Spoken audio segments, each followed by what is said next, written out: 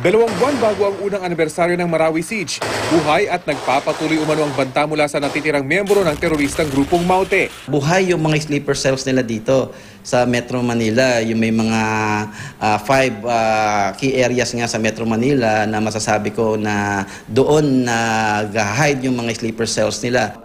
Isa sa mga nangunguna raw ngayon sa recruitment para muling palakasin ng teroristang grupo sa bansa, si Humam Abdul Najid o Abu Dar, pinsan ng Maute Brothers at lumaban din sa Marawi.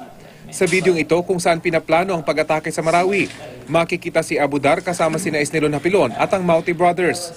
Sa mga narito, si Abu Dar na lang ang buhay. Sa tingin ko siya ngayon ang de facto leader ng ISIS sa Philippines. Hindi lang natin makonfirma na opisyal yan dahil meron pang contending personality nga si Abu Turaipe. Malakas umano ang koneksyon ni Abu Dar sa mga terorista sa ibang bansa dahil lumaban na siya sa Afghanistan, Yemen at Somalia.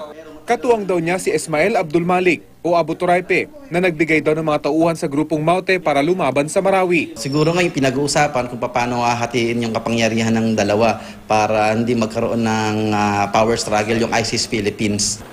Ang Philippine National Police, minomonitor na umano ang mga lugar sa Kamaynilaan kung saan nagtatago ang mga recruiters ng ISIS.